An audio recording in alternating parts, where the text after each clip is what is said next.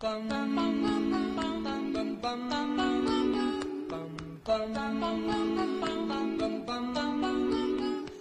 Sandman, bring me a dream. Make him the cutest that I've ever seen. Give him tulips like roses and clover. Then tell him that his lonesome nights are over. Welcome to Cadeau and Janko Wednesdays at Lunch, Burger Edition. I'm Seba. I'm Matt. And this week, we went to the Orange Julep. Yes. Gibeau Orange Julep, it says on the sign. I don't know what that other word means. What word? Gibeau? Gibeau? No. Gibeau? No. I think it's Gibeau. I don't know what it means. Nor should we. Orange Julep. The Orange Julep, a Montreal landmark. A really big old orange sitting on the Décarie Expressway. Yeah.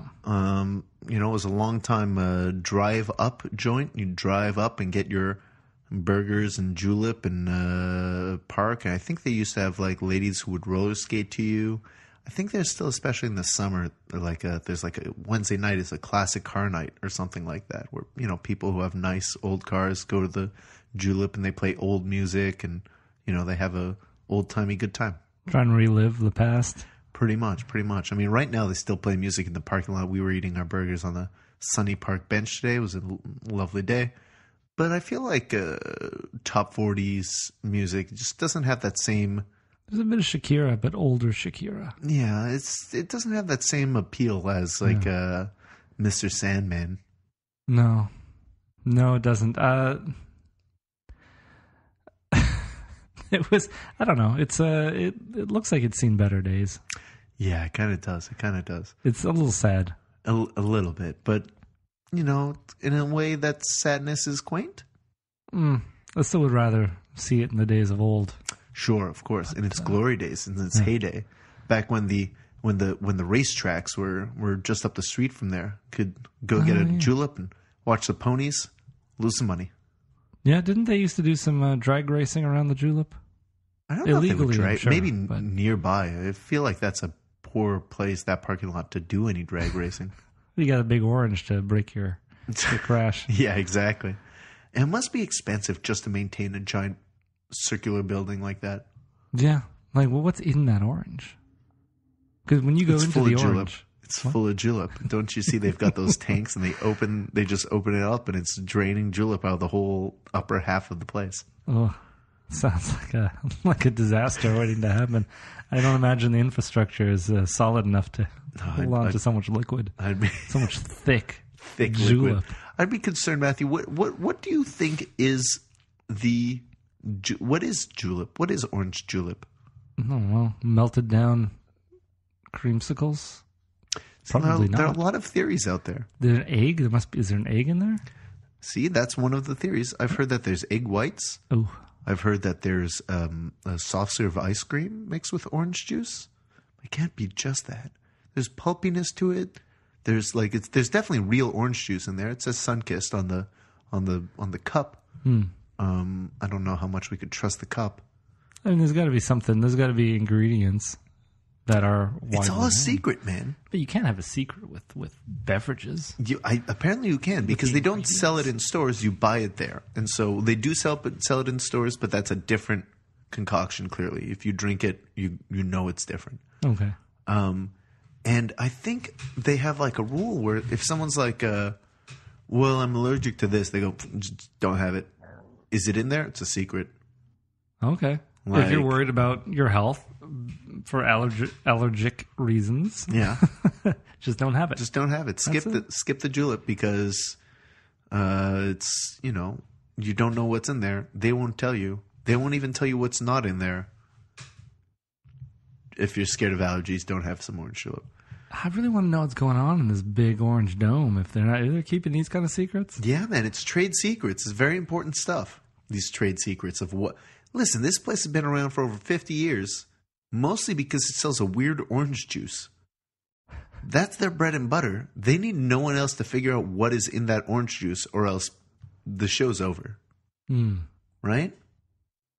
Yeah, now I'm picturing some sinister things going on inside this orange. It's actually like rabbit's blood. Juice. It's a little too simple. I'm picturing scientists and UFOs and radioactive material. You know, I was thinking something more macabre, something like it's a weird potion. They have to get the rabbits to scream before they can extract the. That's right. Okay, yeah. Well, some of this I don't know. It tastes good. That's all I care about. There you go. That's really what it is. And when we were there, I was even thinking. I got there. Was looking at someone with a little cup of julep. I was like, maybe I'll get a jug for home again. And then I went, I panicked when I ordered. I went, okay, I'll get the combo. And then I saw the cup. I'm like, okay, give me the big cup. The big cup is easily half of the jug. But if I bought a jug, I would have not drank half of it in the one sitting. In the big cup I did, I was so full of julep. I was using the stairs afterwards. And I just felt the julep swooshing around in my belly. Yeah, it felt like a big orange. Big old orange boy. Yeah, so instead of buying the jug, which would have been instead of buying the jug for home, you decided to just buy less of it and have it all. But have it all. Yeah, and regret it. Yeah, make yourself thankful you didn't buy the jug. So, yeah. Little pro tip. For anyone who doesn't already know, gin and julep is a delicious summertime drink. So, Matthew, today we went there for hamburgers. I don't know if I've ever had a hamburger there before. It's often hot dogs if I'm going to get any food there, maybe a club sandwich. I know that a UFC fighter, George St. Pierre, loves going to the Orange Julep for spaghetti. We went for... That's a strange factoid. So today we went to the Orange Julep, though, for hamburgers. Yeah. Matthew, I think you got the double cheeseburger, the bacon cheeseburger? I think I just got regular. Yeah, just a bacon cheeseburger. How did you like your cheeseburger? It was good. So squished when I opened it up. I didn't realize it would be so squished. Because it was wrapped up and in a paper bag? Yeah.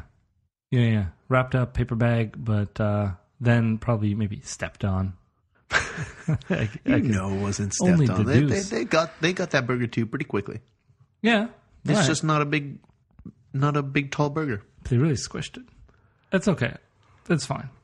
That's not taking anything away from it. But good all around. Came with fries, the julep. The fries kind of freaked me out a little bit because I thought there was a little spider carcass in there. Yeah, I mean, we looked at it for a little while. I don't think it was a bug or a creature or anything like that. I think it was just a little fry bit. Yeah, but like it had two of what looked like spider legs sticking out of a little husk. Yeah, I think there was just like a little bit of extra like grease that got burnt onto the thing or something like that. I'm not too concerned. I'm saying legs here, and you're just talking about grease and things that couldn't possibly be legs. If anything, I'm thinking maybe it's like the eye of the potato, or like a little flake of potato skin that like didn't come off but still attached to the potato. No, you did a better job. Putting my fears to rest when I was there. But now that I'm hearing your explanation for what this could have been, I had really no explanation. I was just like, nah, it's nah. Yeah, it looked like just two legs of a spider attached to a little bit of it, a little spider bit. I had one more fry after that, and then I threw it out. I've never really been a big fan of their French fries. I always feel like they're a little too almost burnt tasting. They're not very substantial or crispy. They're just kind of floppy, burnt tasting little fries, and there's so many fry bits. Yeah. So like half of your French fries are just little half-inch little cubes of French fry, and they're not that great. Well, see, are you eating it with a fork or with your hands? Depends. Usually hands. Because I always eat them with a fork. So for me, the little bits aren't that bad. You just scoop them up. Get them on that fork. But for you, I can understand if you're eating them with a hand. I'm just taking little bit. Yeah. Where are you going with these little fry bits? Too much work for a little payoff. So you didn't really get to the burger, except that was smushed. Okay. Well, the burger was fine. It was fine for a julep. for the, what am I trying to say here? I want to try this place again in the summer. But the burger itself was just okay. I was eating it outside. It was windy. I had my coat on. Everything. You the took whole your coat ordeal. off? And then I put it back on. Okay. Very quickly. It was cold. I mean, too cold to be eating without a coat outdoors. Yeah, the whole ordeal was rushed. It felt rushed to me. Yeah? So, I mean, I don't know. I didn't feel rushed except on the like getting of the burger and like standing and waiting. As soon as we walked in, it was like, you can order now. You can order now. It's like, I don't know what I want to order. I just walked in the door. Other customers are like, yeah, go ahead. I don't know yet. I just got here. Let me look at the damn menu. You've got like 40 items on the menu. Let me check it out for a second. Yeah, but if somebody walked in while we were doing that, we would have shoved them in front of them too. We would have been like, we don't know. You go ahead. So, yeah, that's true. No, we just... I mean, I don't know if I would have said go ahead so much as I would have minded my own business until someone said, are you ordering? I'd go, no, go ahead. Yeah. If they're looking to order. Anyway. So yeah, we were sitting out on the park bench, enjoying that burger. I was looking over my paper bag and I remembered something that I want to tell you, Matthew. I found out recently, not that recently, but recently enough, it still was surprising to me. You cannot drink alcohol out of a paper bag that's not actually legal. I always thought that like, well, it's fine. It's in a paper bag. But it turns out that's just sort of like a so the police don't bother me technique because it's not visible. It's hidden in the paper bag. But to me, go ahead. No, I said okay. But to me, the paper bag, if anything, is making you more conspicuous. By walking around with anything in a paper bag, if I'm drinking like one of those big Dr. Peppers out of a paper bag, if the police stop me, they have reason to because I'm drinking out of a paper bag. It looks suspicious. If I were to walk around and drink out of just a can of beer, it would probably be like, oh, he's drinking an RC Cola or whatever. You know, someone just thinks I'm drinking some off-brand soda. Someone just feels sorry for you. He can't afford anything better than the President's Choice Diet Cola. And so I feel like, what is the point of the paper bag unless to draw attention to, or if you're drinking, let's say a Mickey of schnapps, maybe at that point the paper bag has reason. But like even a couple weeks ago, I was in front of a bar with a buddy of mine who had just bought a root beer. And the bouncer outside the bar stole the root beer right out of his hand and said, you can't have that here because you're not allowed drinking outside of the bar. He said, that's not from your bar, so you can't steal it from me. That's root beer, so don't steal it from me. And he wouldn't give it back. It was insane. How close was he to the bar? Well, close enough for the bouncer to take it. But... Yeah, he was, 5 feet in front of the bar. He was directly in front of the bar. Okay, so you could be standing on the sidewalk and be drinking a root beer, and this guy would still come to take it away. Yeah, because he's worried if the police pass by, it looks like you just walked out of his bar with a beer in your hand.